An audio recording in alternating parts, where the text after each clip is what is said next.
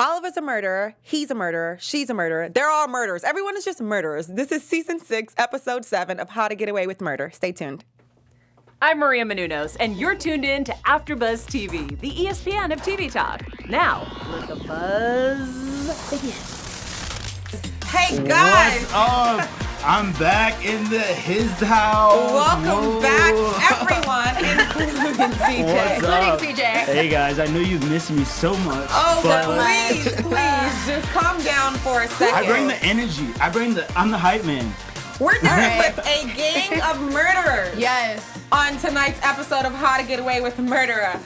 Murderer. I make her nervous. Double murderer. CJ, please don't flatter yourself. He's the back show has just began. Right. I mean, you've missed Already. 2 weeks of me, so I have to bring out the energy back. Thank Welcome you back, guys for tuning in. As always, I'm your host for tonight, Elayna. We are missing April. So Miss sad. you. But I have my gorgeous, lovely, airy sister to the left of me, Miss Jaimi Gray. Thank you. I love you. Thank you. And then I have the trendsetter, Hey, CJ what's Walker. up? I'm sorry I've been gone. I've been working on something with a little Jordan Woods. Oh, have you? Yeah. You know my song that I've been trying to tell you to promote, but you haven't.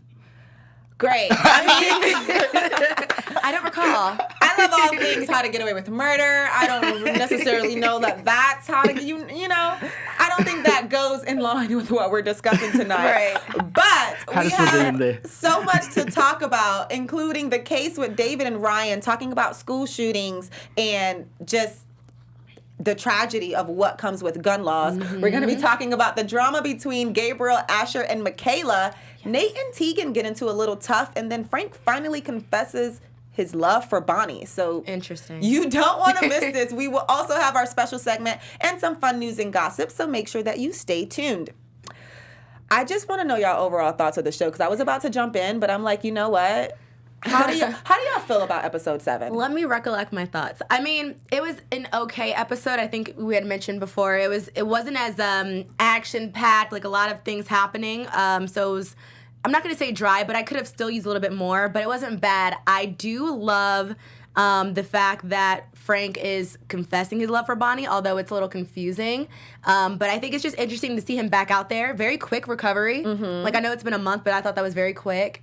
But yeah, it was all right. I loved the case with David. I know we'll get in that with David and Ryan. So I think they had good stories, but it doesn't help me as far as what's going on as far as the murders and what's happening with Gabriel and all these things. So it's up in the air. I disagree with you, kind of. You said you wouldn't say it was dry. I would say it was dry. I did not think it was a dry episode. There wasn't much happening. It was literally like 2 storylines happening, and they were dry. I feel like it was a build-up. I think the reason you feel like this episode was dry is because they were trying to close up some loose ends and kind of build up to what's coming into next week. So there wasn't as much action as we wanted, but we finally got introduced to the governor, and we've been asking about what happened to the governor? Where's the governor? Like, you know, we've been asking these questions all season, and we finally got that. But in order to get there, they had to build it up in some way, which made it seem like it was a little monotone. Yeah. I think that's like the best way to put the episode. The episode just felt monotone. Right. But there was a lot of different storylines, and one of the reasons we love this show so much is because it always talks about real life topics that is happening in our everyday life, including gun laws and school shootings and the tragedies that come with that. And with that storyline, I was just grateful that we were able to dive into that. So let's just jump right into David and Ryan and the whole case that Gabriel actually brought to Annalise. I was very proud of him. Of course you were. But he led this case, although it was not the most exciting or promising result that they wanted. I mean, he did a good job. I was proud of him. And I'm also just very proud of him for punching Asher. Can we get a thumbs up for that? No, I was so happy that he finally let him have it and said, "What?" What did he say? It was like my punch. I wanted to get it. Don't do that. But whatever he did, I was happy. Whatever the punch was, and I was just happy that he did it to Asher. So.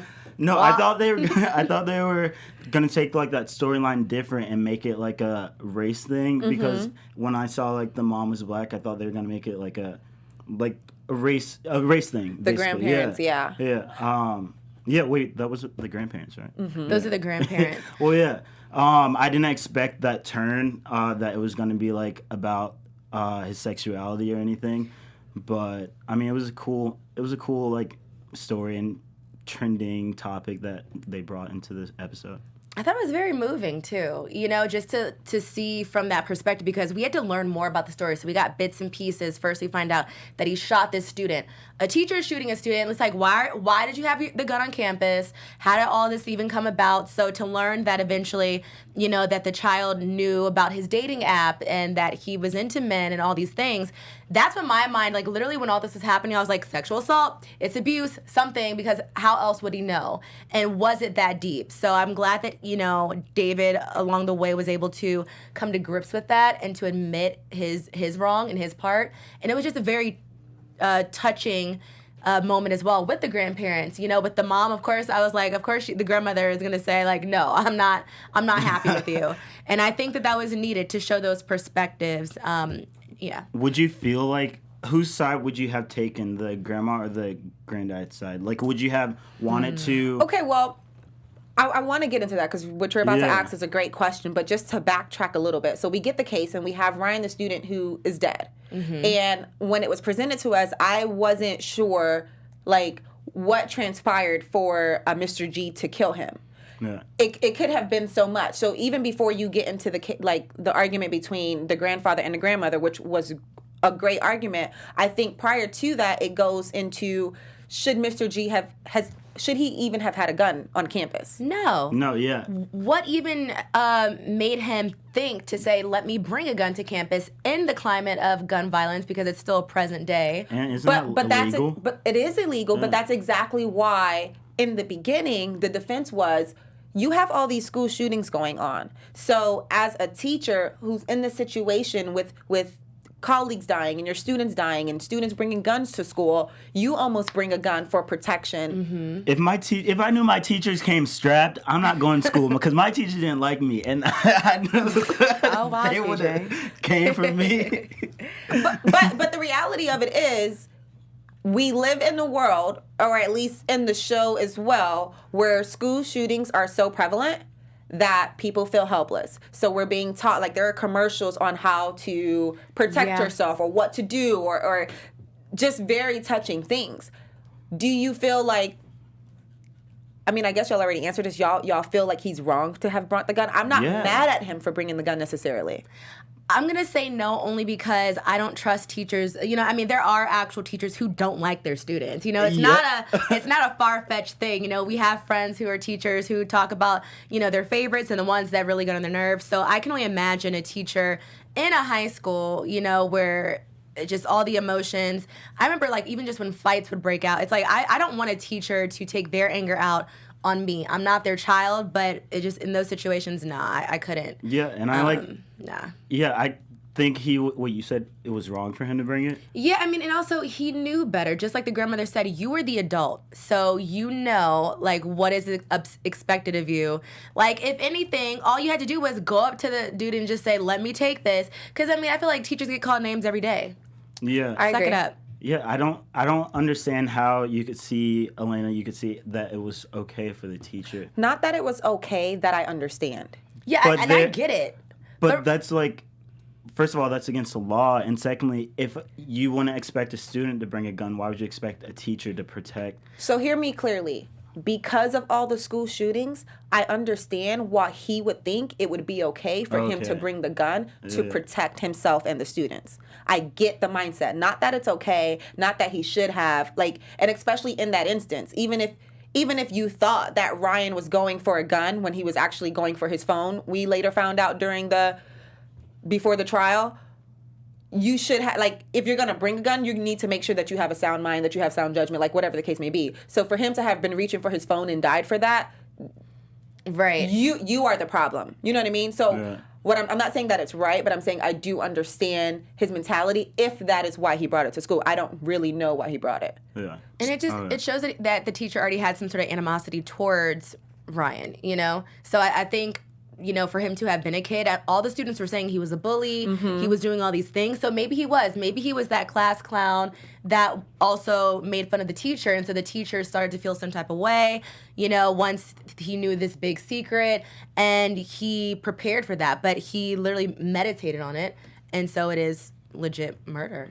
I wrote in the chat to ask what you guys think, and I see some of your responses pouring in. So go ahead and keep responding. And when I see some of them, I'll just go ahead and call it out. But moving back to your questions, your question, CJ, between the grandparents. Grandma basically said, "You're an adult.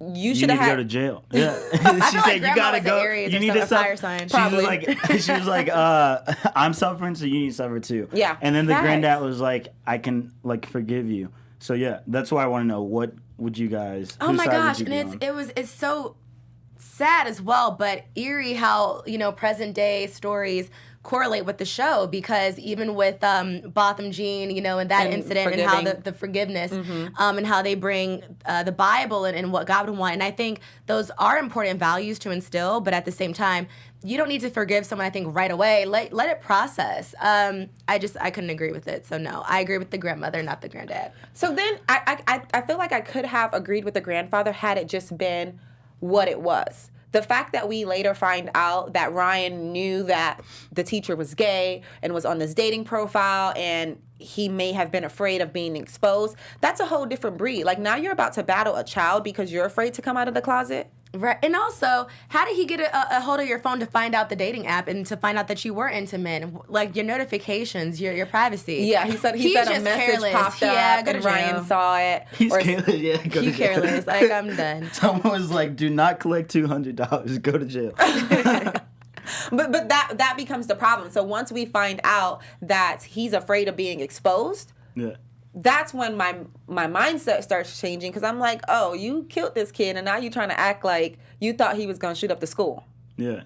That's a problem. I kind of agree with the grandma. Like, if I'm suffering and you're the one who made me suffer, I'm like, I kind of have like an eye for an eye. I'm suffering, you're suffering too. But then I think it's not healthy to like carry on that burden and hold on that like hatred for so long. So like in time, maybe like you can forgive him, or like, because I don't think just him going to jail will make them feel better at all. But like they said, it'll help, and she had already lost her daughter. Yeah, so. But like, I think forgiving him will also help even more. And that's what Annalise said. Yeah.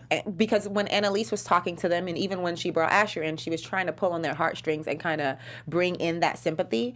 So her sharing her story about losing her kid and saying that, amongst all the things that she wished she could do to the person who ran into her, one of the biggest things is wanting an apology. So it's not that they didn't want him to go to jail or that they were going to like completely just forgive him. It's like allowing him to have the opportunity to apologize and just accept his wrongdoings and that he did take the kid away, I think was enough. Like, and plus him going to jail for 20 years. Yeah. My question to you guys is, how did you feel about, I guess, Gabriel sitting there finding out that Annalise lost her son and asking about if it was Sam's? Gabriel just needs to mind his business. Like, he's just going. No, because he just came into this friend group to get like some information that he, first of all, is none of his business. He keeps meddling into Annalise's life. Like the last episode, he was just like brought that tape to her and like, homie, get out of their life. He is obsessed. You have your issues like with your dad. Get out of Annalise.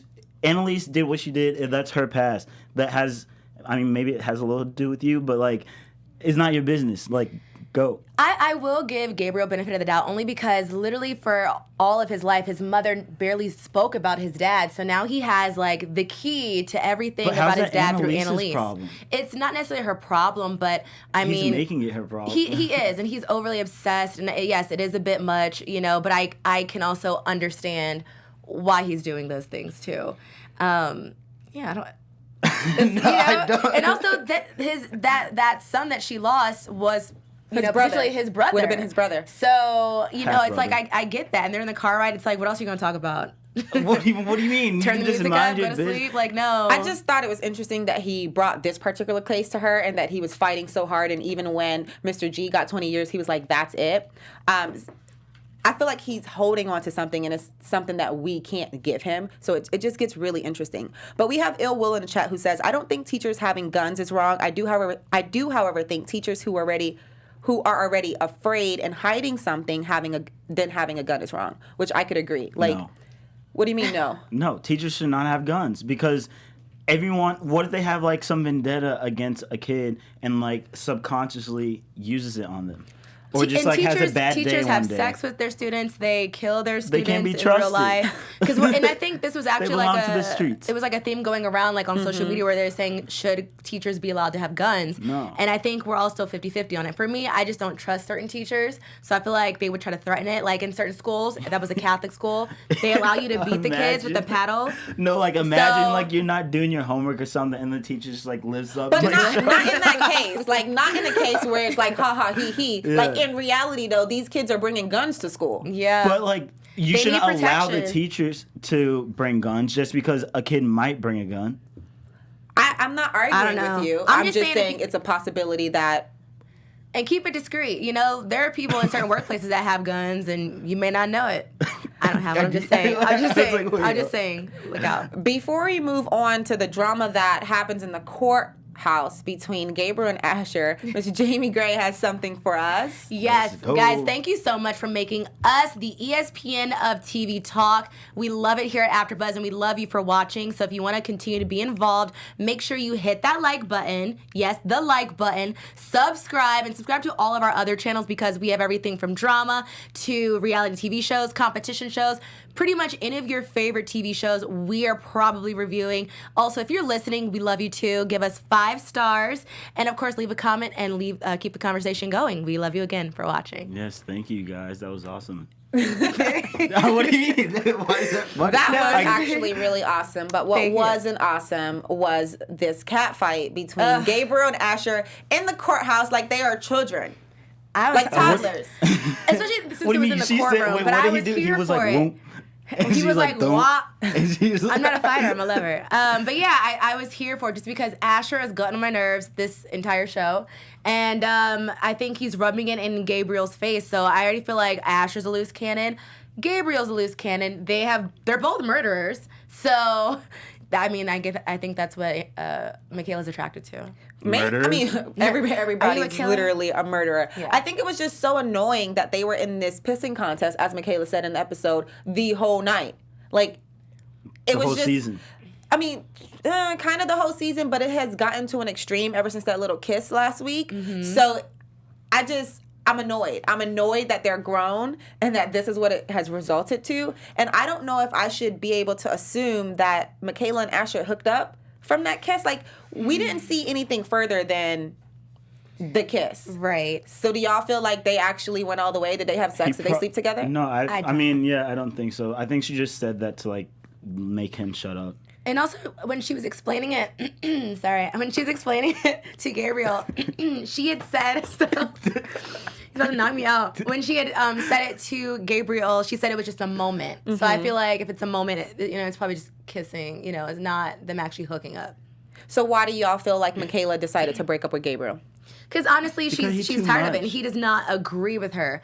Asher is like her sick little puppy who will follow her wherever she goes and will agree with everything that she does. No, Asher just has his heart on his sleeve and knows how to love her the way that she needs to be loved. Asher has a lot of love to give, and Michaela is finally realizing that she left her 80 and went to a 20. I don't think that's the case, because if that was the case, was the case, then they wouldn't have broken up. I don't think that Michaela wants either of them. I think the only reason she keeps going back to Asher is because of all these strings that they have together. Like, they literally are murderers together. Mm-hmm. All of their secrets, not wrong.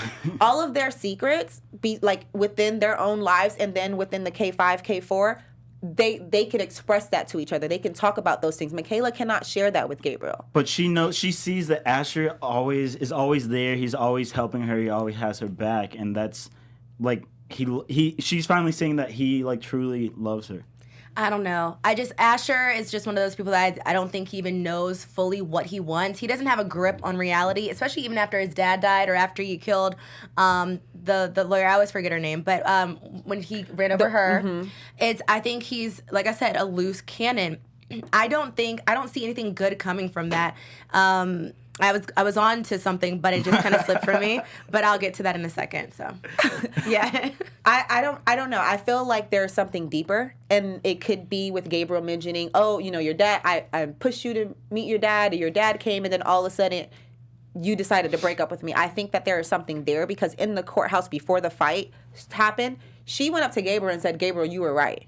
And I mean, yeah, and it's like we all knew that because Michaela, she does. I think she likes Gabriel because he is that man that she had initially wanted. From first season, she wanted a black man who was doing well, and he kind of fits that bill, but he has all these issues. She didn't necessarily want Asher. Also, although Asher and Michaela have this connection, I don't believe it's fully authentic because Asher still doesn't know what happened at the Keatings' house, when Sam died. He doesn't know that Michaela was the one that pushed him off. So there's still lies and secrecy. So, okay, so before we move on to Nate and Tegan, who won the fight between Asher and Gabriel? Asher.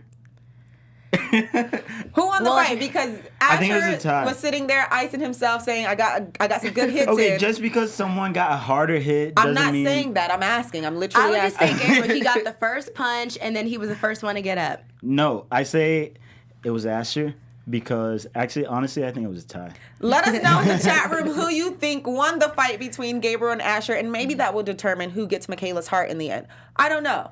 I hope not, because she just needs to find like an actual man. Yeah. Yeah. No, wait, never mind. What would you like, CJ? No, nothing. Go for it. No, this is your world. We just live in it. You don't want me to say what I was gonna say. Moving on to Nate and Tegan. Nate convinces Tegan to take on this lawsuit and name the governor, and Annalise decides to call on Killer Frank, which is, I don't know how he recovered so fast. Ciao. But she says, we need the bad Frank, and they're full go, which is why I can't trust Annalise as friends with anybody. I don't trust anybody, and I'm kind of upset about it because we've always, I think, for the most part, have liked Tegan as a character. She's brought a flair these past 2 whole seasons, I guess we could say. But I feel like they're almost using her as a puppet. She is in a vulnerable state. She's going through a divorce. Her boss died. They were trying to pin it on her. Then they were trying to pin Nate Sr.'s death on her. It's like, I kind of want them to give Tegan a break. But with Annalise, it really made me look at her even more sideways because she literally just lied to Tegan, just flat out. And for Frank, I don't know if he fully I don't know if he fully wants to be involved with Annalise as he's putting up this front. He was lying to Bonnie last episode, and now Annalise is lying to Tegan. So there's so many lies involved. I don't see it going well with Frank or any of them. So. I mean, my concern is just the fact that Annalise was so comfortable telling Frank to scare her and make sure it's good, but that's your homegirl. I mean, I understand that they don't want the governor digging up anything on Miller because they're still in that lie, and that's the problem with when you lie. You got to keep it up, and it just never ends. So I understand why they don't want that to get out, but then Bonnie still has no idea that Miller is innocent. That's right. So when when Tegan gets scared to death and she turns down the case out of fear for Cora, Nate and Bonnie take it among themselves to still file it anyway. Yeah, and I was just like, Bonnie, what are you doing? I feel like Bonnie, she has nothing left to lose, because it's like she is usually one of I feel like she does make smart moves when it comes to the K5 or K4, but when it comes to herself, not so much personally. So I was just very shocked that she made that move knowing that she could really risk her life. I think it also goes back to Bonnie was there when Nate beat Miller to death. Bonnie was the one who took his last breath. So when it comes down to the wrongful death lawsuit and everything like that, they've been in it since the beginning. Yeah. So for the both of them to find out that Miller was innocent, that would destroy them. Like, Bonnie won't recover from that, I don't think. CJ, what do you think? I honestly wasn't paying. People were talking to me in the chat, and I was like replying to them. Well, okay. So, and also just to clarify, with Nate, he knows that Miller is innocent, but he doesn't. But there is someone who also is involved with his dad's death, but it's not Miller. He's aware of that, right? They know that it's the governor, but the governor knows who's responsible for Miller and everything like that. So that's where it gets a little tricky. Like, Nate knows and he's acting like he don't know. He's acting like, I remember watching the show and I literally wrote in my notes, he's acting like he didn't kill Miller. Exactly. Like, you're bringing up all of this stuff and dude, you literally beat him to death. He's going off the deep end, and you know what? I'll save it for predictions because I think that's going to kind of tie into maybe the end of this season. I mean, I think because Nate has really just kind of shocked us and done a complete flip of his character, and it's made me not like him as much. And I usually love Nate, so. So, okay, with the temperature of Tegan and Nate this episode, are y'all feeling more like Tegan is not working with the Castillos and a little bit more innocent than we were led to believe? Yeah, I think that storyline dropped a little while ago. Yeah, but I just think once she finds out, though, that they've been doing all these things behind her back. I mean, her ex-wife, she was literally crying about this on the floor, boo-hooing, and she's gone to Annalise, drunk, for advice. She cherishes Annalise. And Annalise she doesn't know how to be loved. She doesn't know how to be loved or to love. I feel like I've literally given up on her with that. I mean, speaking of love, we have Bonnie and Frank confessing his love for Bonnie to Annalise, while Annalise has put him on a mission to scare Tegan. So when Bonnie admits that her and Nate still filed this suit, Frank is looking like, oh crap, the whole point of me scaring Tegan was so that it wouldn't be filed. Right. So now their whole love island is about to be destroyed. Yeah, and I also felt like Bonnie peeped when Tegan said, oh, yes, someone sent me pictures of Court, and they showed it to her. I feel like in her head she was like, That's Frank. That's Frank. Yeah. Like, that's what she's sneaky herself. She just seemed like she wasn't buying it, and so I think that's what happened with that. Do you feel like that's why Bonnie isn't giving in to Frank and his antics? Like, he's like, oh, come take a shower with me. And she's like, no, you go ahead. Like, I think she's just playing hard to get, honestly. And also, I mean, she's been through a lot, so I think it's hard for her to love and be loved as well. She gets confused with those things. But Frank did leave her high and dry after they hooked up. And he still loved Laurel. I feel like his actions shows that he wanted Laurel. He got his ass beat for Laurel. Yeah. So, you know, I wouldn't go into that deep either. And also, she killed her ex would have been fiance. So she needs time to heal. She does. Let's let her do that. So it's safe to say that we agree with Annalise that Frank will end up hurting Bonnie. So Annalise doesn't give her approval. And I don't think that I do too. I don't think any of us, because I've been reading the comments over the past few weeks, none of us really are into Bonnie and Frank. We're not here for their relationship, at least me speaking for myself. So I was. Remember, I hit you guys up when I saw it, and I was like, Bonnie or Frank confesses love to Bonnie, and I was really here for it because I wasn't. No, honestly, they deserve each other. They've been through a lot together. They honestly a perfect match. Bonnie and Clyde, Bonnie and Frank. I think their love island is about to be destroyed because they both are super sneaky, super manipulative. They were both raised by Annalise. But that's awesome, though. Like, you can have fun in that relationship, just manipulating each other. Except they're not being 100% honest with one another. Yeah. So it's not going to be fun. They're going to end up butting heads and going after each other. Yep. Bonnie and Clyde, I'm telling you. Literally. Or the Joker and Laurel what's her name? back. What's the Joker's wife's name? Harley Quinn. Yeah, Harley Quinn and the Joker. Honestly, perfect match. I don't know. So while Annalise is ruining Bonnie and Frank's relationship, she's out here caking with Robert. Yes. With Robert. Which, okay. I like that she's just upfront and says, listen, I'm a lot to handle. And I don't think he would have anything to do with the Castillos, but I don't know. Just because, where did he come from? And the fact that he's sticking around, and then she's still trying to move out of the country, I don't even think he knows all of this. So it's just very confusing, but I also want her to love and be touched, as he said. So she deserves that, too. Does she not? She's been through a lot. I mean, she's been through a lot, but one thing I can say between this new relationship with her, she's being super honest and transparent. Yes. Even when the whole Sarah Gordon person knocked on her door, which we found out is working for Xavier, that's when the episode started to turn up for me. When the governor got involved and we found out Sarah Gordon wasn't this stranger looking for the penthouse, that she actually is a spy for Xavier, she might try to kill Annalise.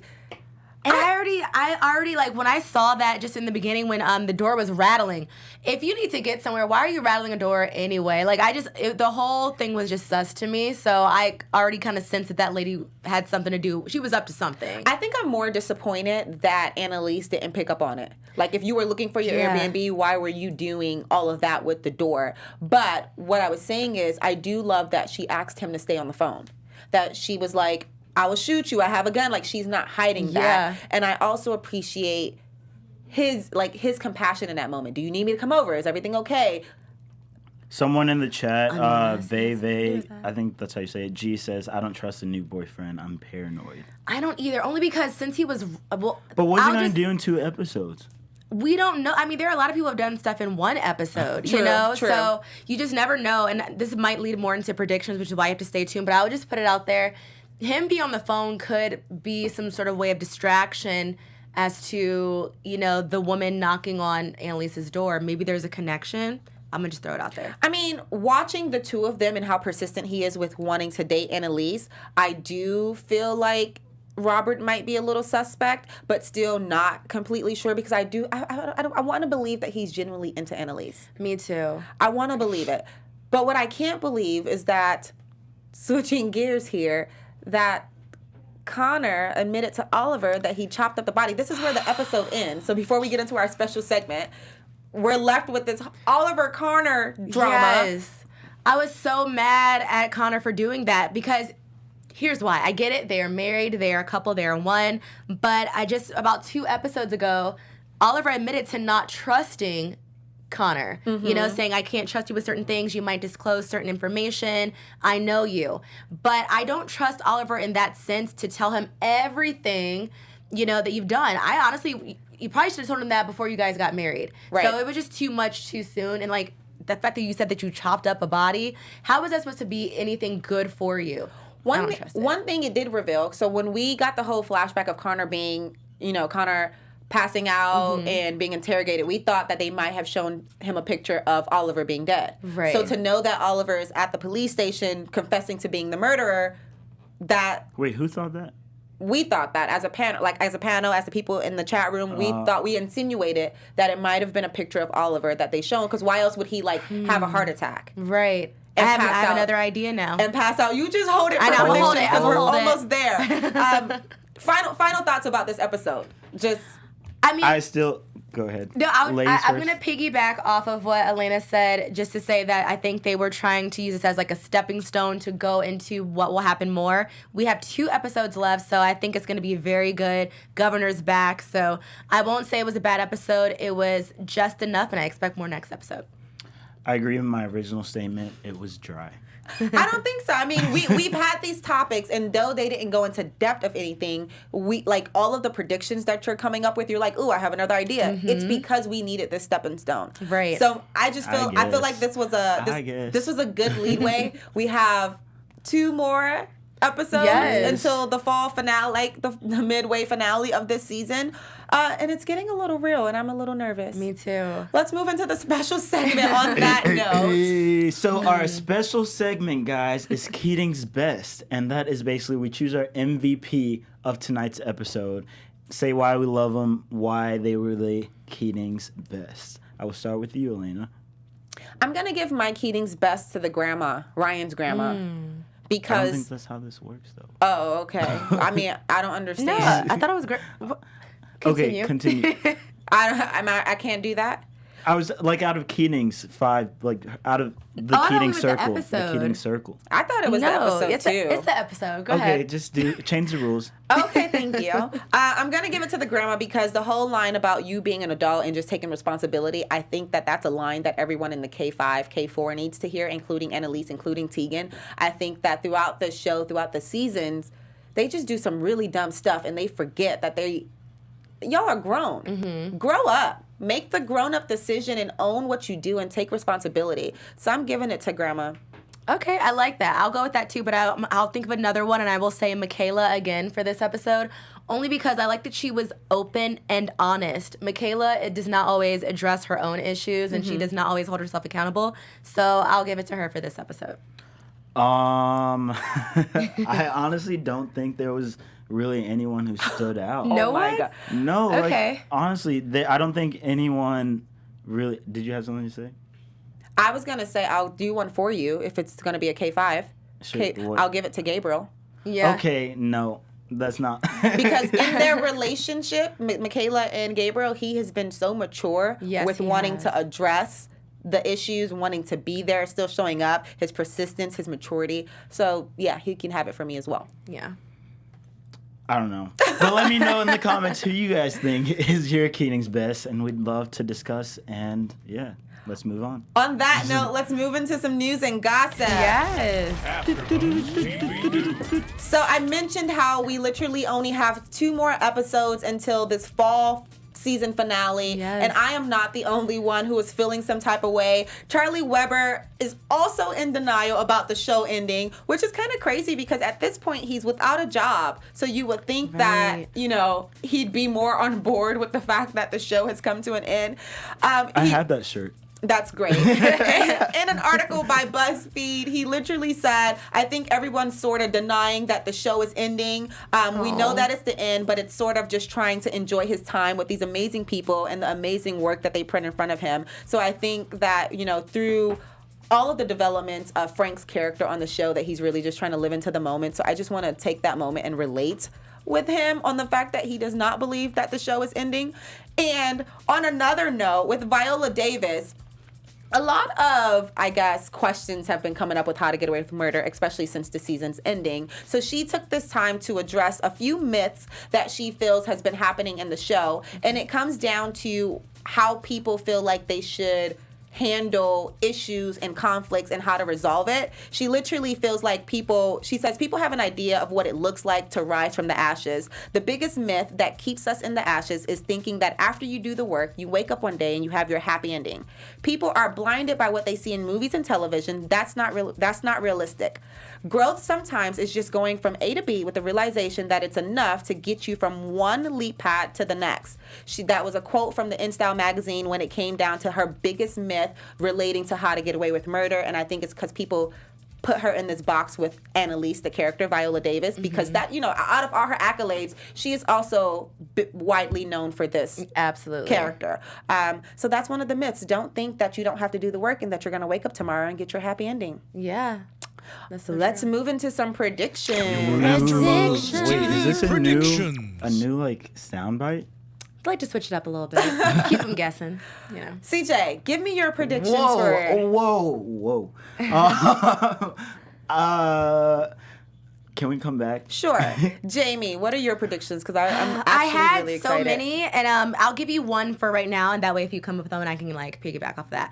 But one of them I will say is, since we thought that Connor was looking at Ollie's picture in that waiting room or whatever, maybe it was a picture of him chopping up Sam's body, or it could have been a picture of like that bonfire from that first episode, because there were a lot of suspicions going on that night. Of course, there would be people out on that bonfire night for the college just to make sure people are safe. So maybe someone did see it, or there's like a certain file or something. It's a picture of something, something related to either Connor's past. We'll just put it at that. Yeah. Huh. That'd be. I mean, yeah. I doubt that it's a picture of the bodies though, because no one could really get that. But it would be interesting if they bring it back to season 1. That would be really good. Yeah. She just shut down your prediction. I mean, but I'm just saying, like, no, what she has would make multiple him? facets. What would make him everybody. like hyperventilate like that? So I feel like it's something from the past, and I think it'd be dope if it was from episode 1. Yeah, that would. To give CJ time to think, Steve Rogers in the chat predicts that the threesome dude was an informant, because that's the only thing that could explain them randomly bringing him in. Black Magic also thinks that Connor was shown a picture of Sam, and he's been saying that since episode 1, so he agrees with you. Thank you. CJ, what's your prediction? I thought it was your turn now, since we skipped me and then... Okay, is that one? My prediction for the show is that as much as I want Annalise to date someone and to be there, I think that Robert may turn on her. Mm-hmm. But on that same note, I also think that they could run away together. Because she's brought up this episode that he has 2 failed marriages and that the little ounce of his self-worth he wants to love with her. So I wouldn't be surprised if she just as open as she's been with him, if they run away together, fake her death, because he works for the FBI or something. Remember when we were introduced to him? So he has connection. He knows how to like get away with disappearing, I feel. So I think they're gonna run away together. Yeah. So I guess my prediction, I'm just gonna like predict who killed Annalise, because I do think she's dead. I think for the final episode, Laurel's gonna come back. And, like, it's going to all tie back to her, and she's going to be the one who kills her. For some reason, that's just always been in my mind, because, like, she can't not be in this season. We will need answers, because we still don't really know what happened with Laurel's mom and how Laurel got the scratches. So it's just all these things that I do still want answers on. Like, and even with Michaela, her adopted parents, I want answers more, and I don't want them to just leave it. So. Yeah, I feel like it's going to be, everything's going to tie back to Laurel, and then she's going to get her own spin-off show since this one's ending. Oh, no. I mean, that's a cute prediction. Right. I mean, like, you have high hopes. Maybe. Remember that used to be our song, "Cause We Have High." Literally anything can happen, and I think that the next 2 episodes to end this fall finale is just going to be epic because of how they set us up. Fingers crossed. Because of how they set us up, our hearts are just going to be racing. We're not going to be able to sit in our seats. But it's been so lovely chatting with you guys tonight. I can't wait to be back next week. I'll be out, but April will be back, and the rest of the crew will be here. Until then, you can follow me on all social platforms at @hey_it's_lay. And you can find me on Twitter at It's Jaimi Gray, or on Instagram at Jaimi Gray, Jaimi. And it's your boy CJ. If you want to hear my Jordan Wood song, go to my Instagram, because it's ICJ Walker. It's a dope song. She performed it with me. Let's go.